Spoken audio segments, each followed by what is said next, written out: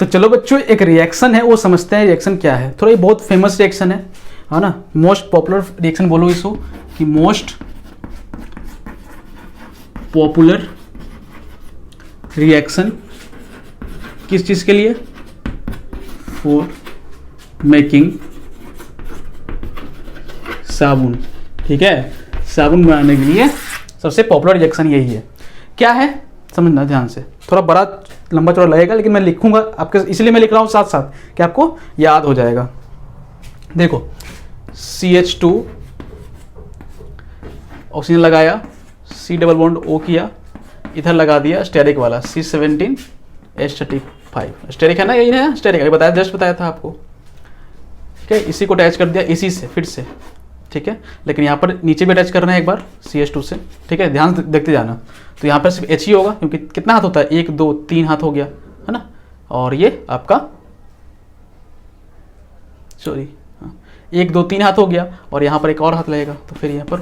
ठीक है, ये भी बहुत बढ़िया हो रहा है, याद करना, सिंपल ही है, बहुत बड़ा लग रहा होगा, सिंपल है, रिपीट होते जा रहा है। देखो बस मैं चीटिंग कर रहा हूँ ऊपर से, देखो है ना, देख देख के, कोई बड़ी बात नहीं है।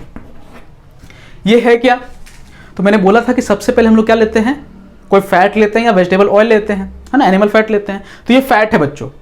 ठीक है, सबसे पहले फैट लेंगे ना, फैट को क्या मिलाएंगे, NaOH या KOH से मिलाएंगे, उसके बाद बनेगा हमारा ग्लिसरॉल और तुम्हारा ये क्या सोप बन जाएगा।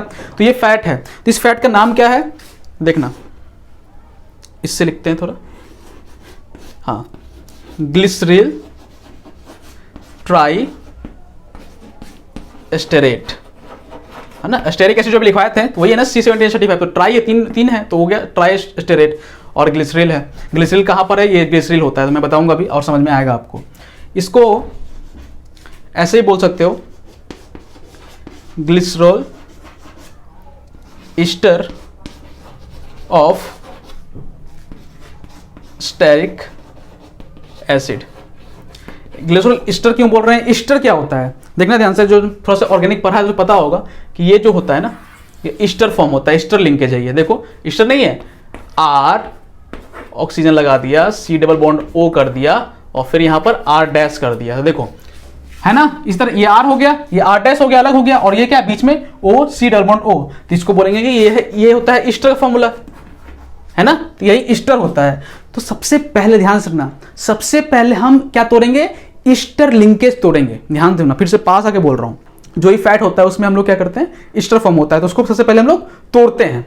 समझ में आ गया, सबसे पहले क्या करते हैं, तोड़ते हैं। तो इसको देखो, इसको सबसे पहले हम क्या करेंगे कि तोड़ेंगे। तो क्या ऐड करके तोड़ेंगे, ध्यान समझना, NaOH लिए मान लो, ठीक है, कोई दिक्कत की बात नहीं है। 3 जगह है, 3 मोल लेते हैं, सब जगह अटैच हो जाएगा। ठीक है, 3 मोल ले लिए, तो ये क्या करेगा, तोड़ देगा। किसको तोड़ेगा समझा, देखो इसको तोड़ेगा, ये जो बॉन्ड है ना इसको तोड़ेगा, और इधर क्या लग जाएगा, ये जो H है OH, ये OH यहाँ लग जाएगा, OH OH OH लग जाएगा। इधर क्या लग जाएगा, इधर लग जाएगा ONA। ठीक है, ONA फर्स्ट स्टेप में नहीं होगा, है ना, ये बाद में होगा, लेकिन हम अभी उतना टाइम नहीं है कि हम एक एक रिएक्शन समझाएं, और जरूरत भी नहीं है। ठीक है, तो इतना तरीका बता रहा हूँ कि यहाँ ONA लगा दो। तो ध्यान समझना, देखो तोड़ने के बाद क्या लगाया मैंने, इस साइड OH लगा दिया, देखो OH सब जगह। तो देखो कैसे याद करना है, क्या है, CH2 है, क्या लगा दिया था, OH लगा दिया था। फिर क्या है, CH है, फिर क्या लगा दिया था, OH लगा दिया था। फिर क्या है, CH2 है, फिर क्या लगा दिया था, OH लगा दिया था। बच्चों यही होता है ग्लिसरॉल, यही है ग्लिसरॉल जो हमारा हो गया। इसको ऐसे याद करने का ऐसा है, सिंपल, ऐसा ऐसा ऐसा करो, OH OH OH लगा दो, वही तो है, ये भी ऐसे भी याद कर सकते हो। ठीक है, यहां क्या बनेगा, यहां हमारा साबुन बनेगा।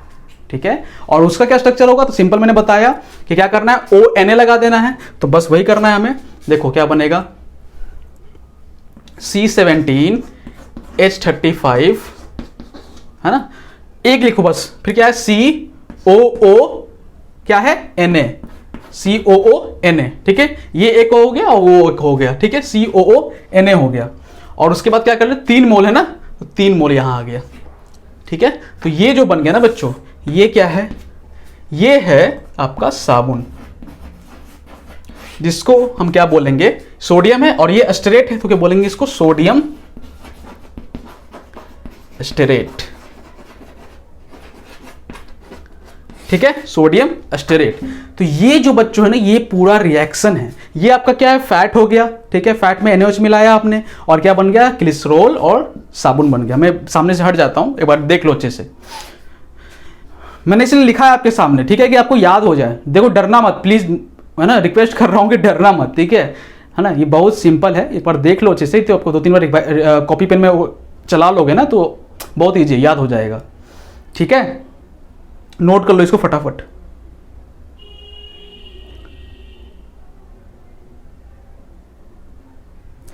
ठीक है, आई होप कर लिए होगे। हाँ, तो 2-3 चीज और थी जो बतानी है मुझे, ध्यान समझना है इसको। तो इसका मैं शॉर्ट में फॉर्मूला लिख रहा हूं कि शॉर्ट में फॉर्मूला क्या है, जो आपको गलती ना हो एग्जाम में कि क्या क्या क्या क्या था, कितने कार्बन थे, कितने हाइड्रोजन थे। देखो 17 है, 17 है, 17 है, 17 तियां 51, है ना, 51, 51, 52 और एक ही करते हैं, पहले एक कर लेते हैं फिर 3 कर देंगे उसको, कोई दिक्कत बात नहीं है, कहीं कार्बन तो उतना ही है ना। हाँ, तो 17, 18, 19, 19 गुना कितना करना होगा हमें, 3 ना, 19 गुना 3 कितना होता है, 57, ठीक है। तो कार्बन जो है वो हमारा 57, हाइड्रोजन कितना है, ठीक कर लेना, मैं टाइम वेस्ट नहीं करूंगा ज्यादा, ठीक है, कर लेना, उतना ही हो जाएगा। ऑक्सीजन यहां पर कितने हैं, H110 है, ऑक्सीजन कितने, 1 2 3 4 5 6 है ना, 6 है। तो ये फॉर्मूला हो गया आपका ग्लिसरल ट्राइस्ट्रेट का, ठीक है, ग्लिसरल बोलो या ग्लिसरॉल, ग्लिसरॉल नहीं होता, ग्लिसरॉल बोलो इसको, ठीक है, ग्लिसरॉल, ग्लिसरॉल ट्राइस्ट्रेट का, ठीक है, C57H110O6, ठीक है, ये फॉर्मूला हो गया। 2-3 चीज बातें और थी कि सोडियम एस्टेरेट जो बना आपका, ये जो साबुन बना और ये जो ग्लिसरॉल बना, ठीक है, 2 चीज बने आपके। तो जो ये है ना बच्चों, इस दोनों को क्या बोलते हैं, इसको बोलते हैं, इन दोनों को कॉम्बिनेशन को स्पेंट लाई, ठीक है, स्पेंट लाई बोलते हैं। क्या बोलते हैं, स्पेंट लाई, याद रखना, इन दोनों कॉम्बिनेशन को क्या बोलेंगे, स्पेंट लाई। बहुत बड़ी बात नहीं है, ये भी याद हो गया होगा। और भी कोई चीजें हैं जो छूट रही हैं। हाँ, दिमाग में अगर ये आ रहा है किसी के कि सर आप Na और K ही क्यों यूज कर रहे हैं साबुन बनाने में, Na और K ही क्यों यूज कर रहे हैं, भी सवाल पूछा जा सकता है। तो देखो Na और K यूजली इसलिए यूज कर रहे हैं क्योंकि ये बहुत इजीली डिजोल्व हो जाता है, बहुत इजीली डिजोल्व हो जाता है, किसमें, वाटर में, ठीक है, बाकी कंपेयर में, बाकी किसी भी एलिमेंट के कंपेयर में Na और K बहुत आसानी से डिजोल्व हो जाता है, इसलिए हम Na और K यूज करते हैं। कोने में लिख सकते हो ये सब चीजें, ठीक है, जो मैं बोल रहा हूँ सिर्फ सुनना ध्यान से, ठीक है। और बच्चों एक चीज और है, ठीक है, लास्ट में थोड़ा सा, है ना, एक चीज और है, वो क्या है, ध्यान समझना। ये सोडियम एस्टेरेट बना और ग्लिसरॉल बना, लेकिन ये दोनों को अलग तो करना पड़ेगा ना, अलग तो करना पड़ेगा ना। वो कैसे करेंगे, फटाफट समझना। देखो ये जो सोप बनता है ना हमारा सोडियम एस्टेरेट, जो ये तरीका हुआ है, जो सोप बना, ये कोलाइडल फॉर्म में होता है। अब कोलाइडल फॉर्म क्या होता है, देखो बहुत ज्यादा अगर मैं ये चीज बताने लग गया ना तो पूरा मुझे केमिस्ट्री बताना पड़ जाएगा फिर, ऐसे तो अगर आपको नहीं पता है, अगर इसको सरफेस केमिस्ट्री पढ़ा है तो उसको पता ही होगा कोलाइडल क्या होता है। अब मेरा मन ही नहीं मान रहा है, मैं सोच रहा हूँ कि एक वीडियो है और उस वीडियो में जो भी बच्चा पढ़ रहा है सबका डाउट क्लियर हो जाए। फटाफट कैसे बताएं, फटाफट देखो ऐसे बता सकते हैं, देखो फटाफट देखते कैसे बताते हैं। देखो 3 बार लिए, फटाफट देखना कोलाइड क्या होता है, समझ में आ जाएगा, ठीक है। पानी लिए, सब में पानी लिए, पानी लिए, पानी लिए, सब में पानी ले लिए। फटाफट देखो इसमें हमने क्या बना लिया, शुगर बना लो या साल्ट बना लो, कुछ भी मिला दिया। इसमें हमने बालू मिला दिया, सैंड, बालू, ठीक है। इसमें हमने मिला लिया स्टार्च। स्टार्च क्या होता है, तो स्टार्च जनरली हम लोग पाते हैं, मान लो कि मैदा मान लो, नहीं दिमाग लगाना है तो मैदा मान लो, ठीक है, मैदा आटा मान लो, स्टार्च उसमें होता है बहुत ज्यादा अमाउंट में, वो स्टार्च ही होता है, ठीक है, तो स्टार्च मान लो। अब ध्यान से देखना, तो सॉल्ट मिलाओगे उसमें क्या हो जाएगा, पूरा घुल जाएगा। अब सॉल्ट का हर एक मॉलिक्यूल उसमें घुल जाएगा, तो ये क्या बन जाएगा, होमोजेनियस बन जाएगा। होमोजेनियस क्या बन जाएगा, होमोजेनियस। बालू डालोगे तो क्या होगा, वो बैठ जाएगा, तो ये हेट्रोजीनियस हो गया, हेट्रोजीनियस। ये क्या है ना, ये कोलाइडल है, यही कोलाइडल है। ये क्या होता है, ये भी हेट्रो ही होता है, ये भी हेट्रो ही होता है, ठीक है। कोलाइडल क्या होता है, अंदर कैसे पता चला, देखो ध्यान से। तो इसका अगर आप मान लो कि ऐसे पकड़ लो कि मान लो कि आप यहां से कोई उठा लिए, यहां से कोई उठा लिया आपने, मान लो यहां से कोई उठा लिया, है ना, कोलाइडल जो सॉल्यूशन बना आपका, स्टार्च मिलाने का सॉल्यूशन बना, यहां से उठा लिया या यहां से उठा लिया, तो दोनों के कंपोजिशन में अंतर होगा, दोनों के कंपोजिशन में अंतर होगा, ठीक है। और बड़ी बात यह है कि इसका जो साइज होता है ना, इसका मॉलिक्यूल का साइज जो होता है, इसमें जो होता है वो लेस देन 1 नैनोमीटर होता है। सबसे बड़ा पहचान का यही तरीका है। इसमें जो होता है 1 नैनोमीटर से 100 नैनोमीटर तक होता है, ठीक है। और इसमें जो होता है, ऑफकोर्स बालू है तो 100 नैनोमीटर से ज़्यादा ही होगा।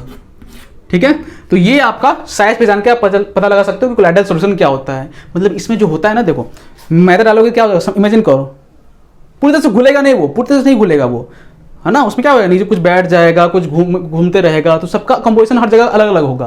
तो उसी तरह से ये भी है, सोप जो बन रहा है ना, ये भी कोलाइडल फॉर्म में बनेगा। मतलब ये बिल्कुल आपका बिल्कुल ठोस नहीं मिलेगा, आपको कोलाइडल फॉर्म में मिलेगा। समझ में आ गया। तो इसको क्या करते हैं इसमें, तो इसमें हम इसको हम सही तरीके से बनाने के लिए इसके बाद क्या करते हैं, हम ध्यान समझना, NaCl ऐड करते हैं।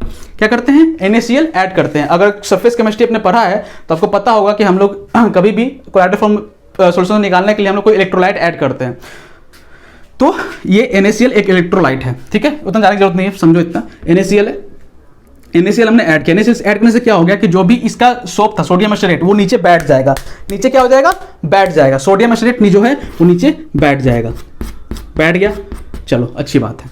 लेकिन जो बैठ गया उसमें भी तो ग्लिसरॉल तो है ही, ठीक है। कोलाइडल सॉल्यूशन से तो हम छुटकारा पा लिए, कोलाइडल सॉल्यूशन से छुटकारा हम लोग पा लिए, लेकिन अभी तक ग्लिसरॉल से छुटकारा नहीं पाए हैं। तो ग्लिसरॉल से छुटकारा पाने के लिए क्या करेंगे, हम इसको प्रोसेस होता है एक, क्या होता है, फ्रैक्शनल डिस्टिलेशन।